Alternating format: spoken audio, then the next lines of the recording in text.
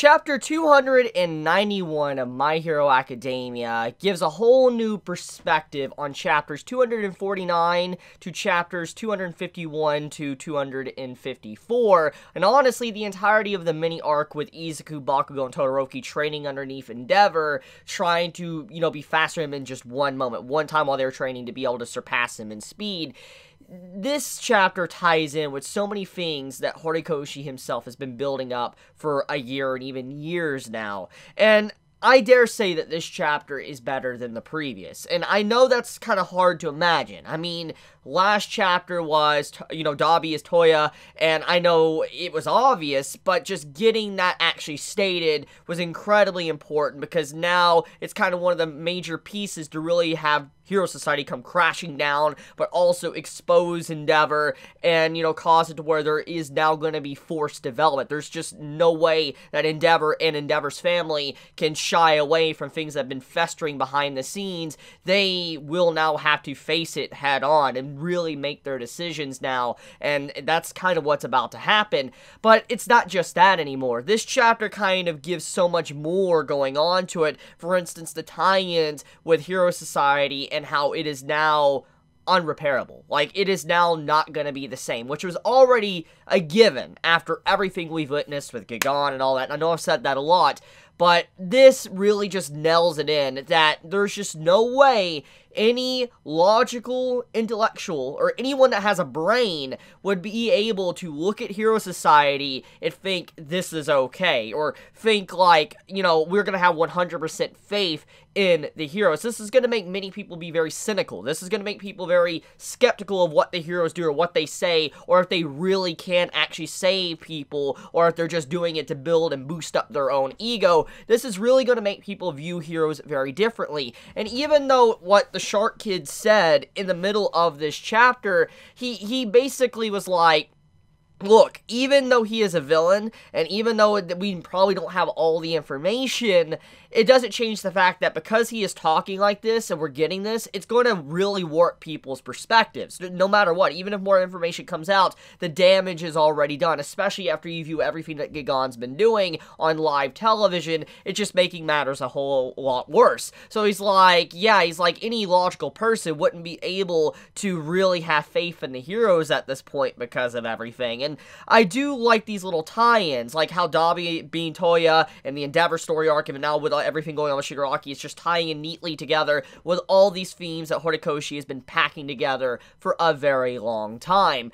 But, to get back into kind of some things that really just makes previous chapters so much different now, I want to talk about the scene with Endeavor not being able to save his son, Natsuo. That is a big one. That is one of the defining moments of that entire mini-arc when Bakugo, Izuku, and Todoroki had to step up to the plate and actually surpass Endeavor for a brief moment to be able to save someone that he could not.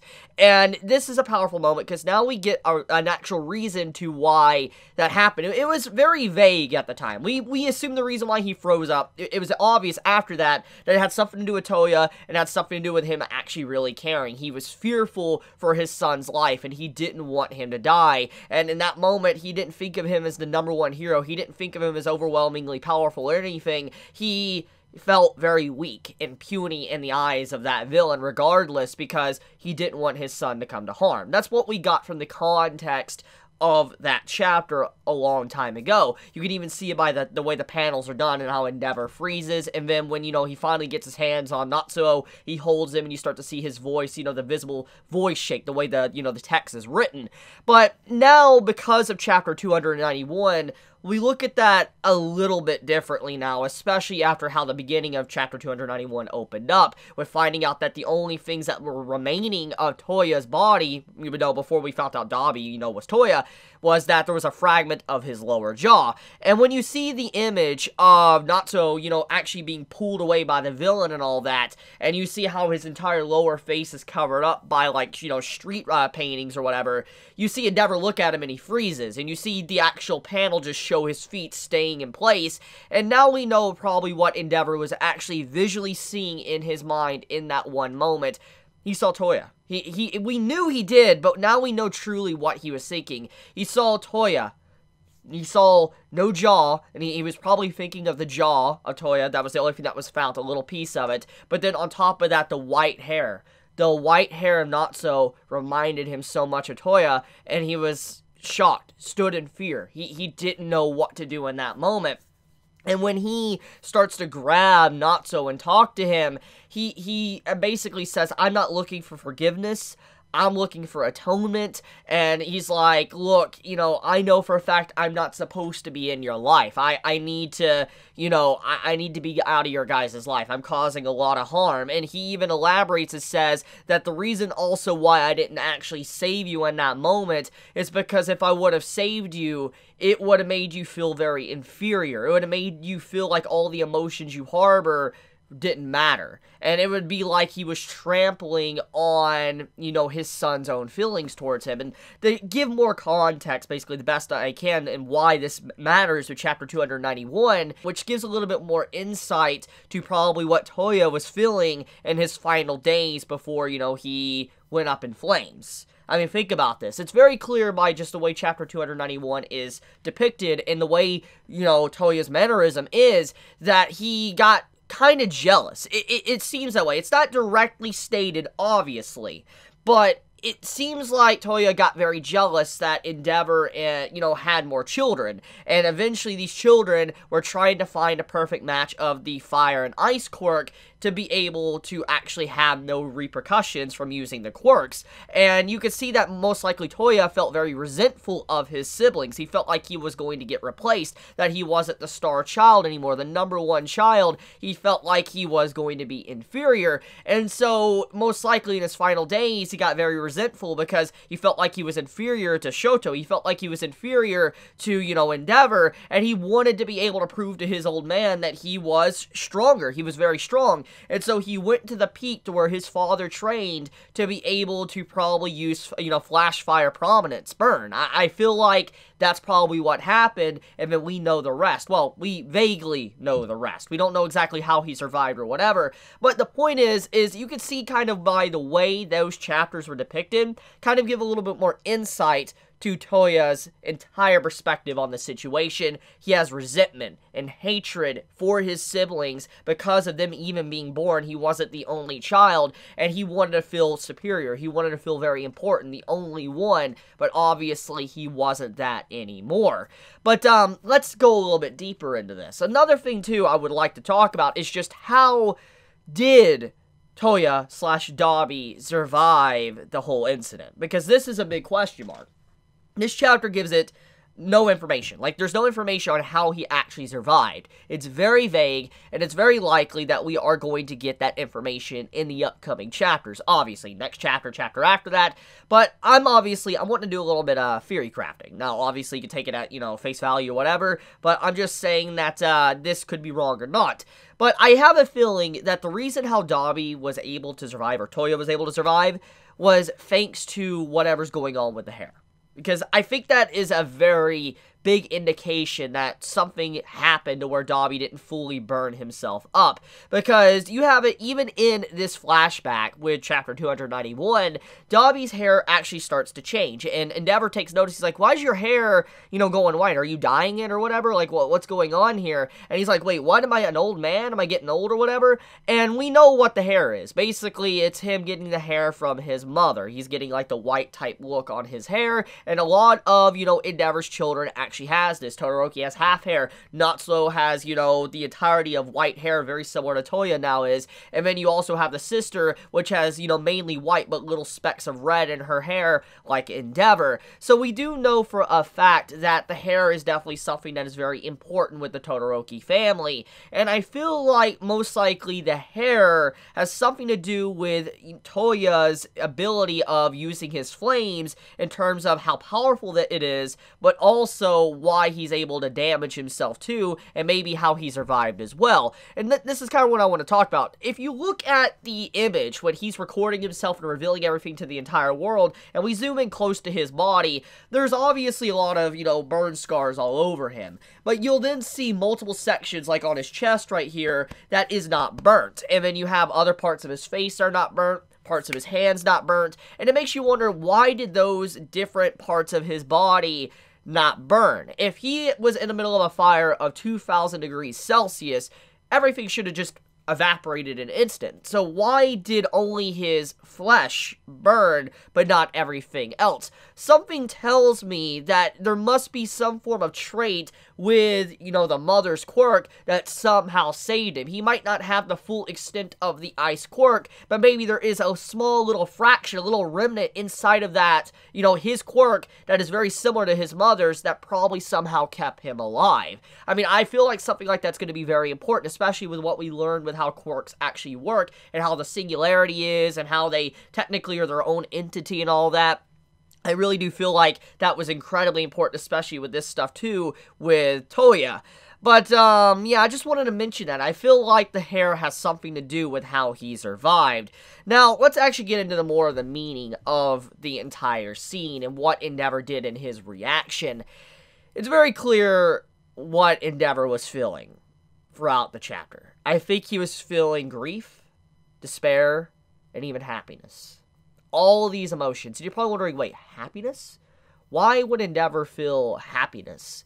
Well, we gotta look at what he said in this chapter. He's like, I always was looking for you. I always believed that you were alive. This basically shows that Endeavor, deep down, never really wanted to accept that his son died, which is very normal for a grieving parent.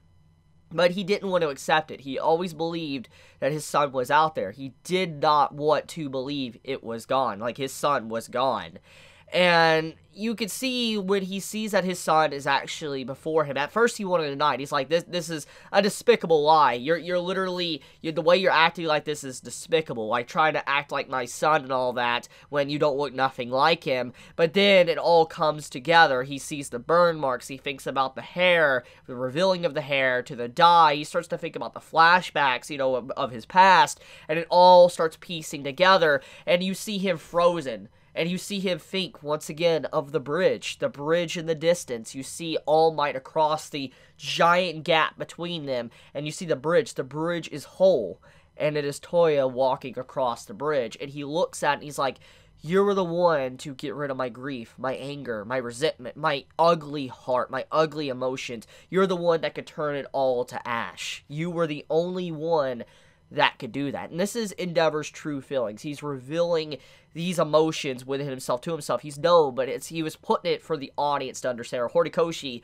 was writing it for we can understand how Endeavor felt in that moment. He felt like the only person that really could surpass him was Toya. And which explains why he was so hard on Shoto and the others, because he really only believed that Toya was. And it's kind of ironic that it's very clear that Toya feels like he was inferior, or he wasn't the chosen one, or anything like that, when it's very clear that Endeavor felt that way. And it kind of explains why Endeavor kind of resorted into his ugly behavior as a father throughout the rest of his years with Shoto. It all makes sense now. A grieving father, someone that lost everything, and his slow obsession with having a successor got worse and worse and more distorted and twisted as it went on, because he didn't want his children to suffer the same fate as Toya did, and he didn't want them to suffer the limitations, the problems with his own quirk, which was literally he would overheat. He knew the weaknesses, and he saw it firsthand of how bad it could be, and he did not want that to happen to his children, which is why he was so desperate to try to make Todoroki Shoto use his ice quirk. He wanted, Todoroki to use his ice quirk and fire quirk in unison to be able to overcome both problems, to where, there would be no negative repercussions while using it. So I really do appreciate this chapter. This doesn't excuse Endeavor for anything he has done, obviously, but it gives more context to why he became as distorted as he is, and how he is not perfect. We've always known Endeavor is not a perfect man. He is not a perfect character, which is why I love Endeavor's character. He's a flawed man, and I think many could love a character like this because of just how flawed he is. He's realistic. He doesn't feel like someone that is perfect in every way, and you're not able to completely attach to that character and kind of understand certain feelings or emotions or empathy for a character. And I think that this chapter does a good job with giving, once again, more context to Endeavor's entire story arc. But carrying on with the emotions he felt, when he's standing there looking at Toya charging him, he just stands there. He doesn't do anything. He doesn't move. He doesn't do anything. And in that moment, it's very clear what he was doing, which is a callback to what I talked about at the beginning of this video. He's not looking for forgiveness. He's looking for atonement. And what is the best way for Endeavor in his mind to probably atone for his sins? In his mind, honestly. To die. Be turned to ash. Think about it. He felt like the only person that could turn all of his ugliness to ash was Toya.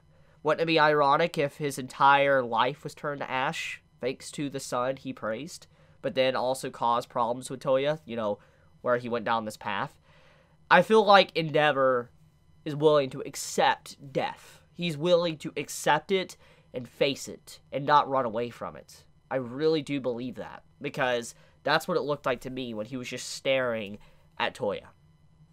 But enough with that. Let's talk about the stuff with Twice. So this is a big one. There's a lot of information that was given out, like the whole DNA test. Like, whoa. Like, I want to be honest with you, that one caught me. Like, I usually, when you see stuff like this in a story, you're like, well, why don't they get a DNA test? Like, it would be easy to do this and work it into a story. And I do like how Horikoshi did throw that in. He's like, look, if you don't believe me, I'm not just gonna be, you know, he said, she said, or whatever. Here's a DNA test. Now, obviously, I'm a villain. It could be a hoax or whatever. You might not like it, but here's a DNA test. And then he starts to give more proof with the whole Hawk scene killing Twice. And I'm just like, whoa, this man really had double layers to everything. And I just gotta say, like, I appreciate that writing. I really do. I'm liking how the entirety of Hero Society, all the, civilians, won't just accept what Dabi says at face value, because they need to see proof. And with all this information just pouring out, even if it's skewed and not fully truthful,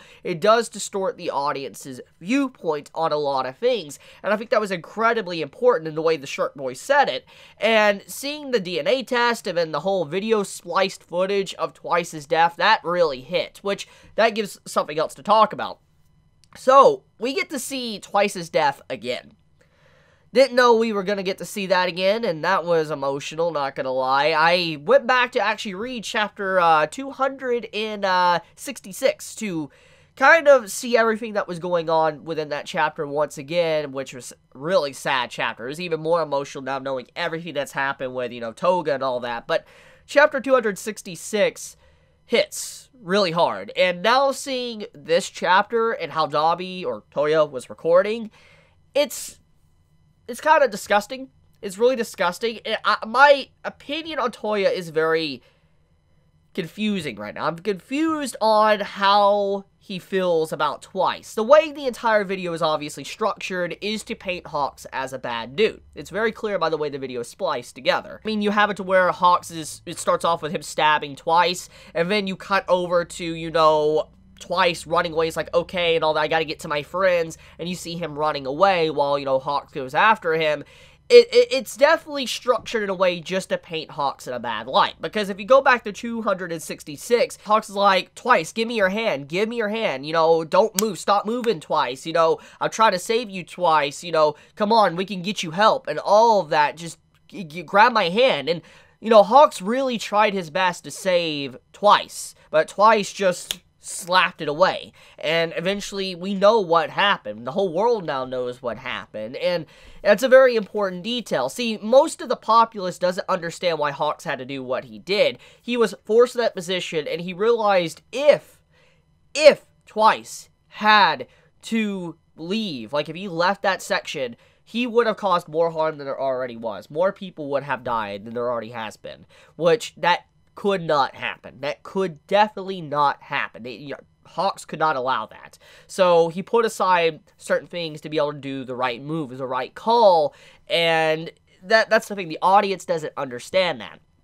And, we have it to where Toya, he actually now has recorded footage of it, which explains why he smiled, explains why he was very happy when he looked upon Twice and what Hawks did. It's because he knew that he had more irrefutable proof to back his cause, to back his goal of getting back against Endeavor and all of Heroes.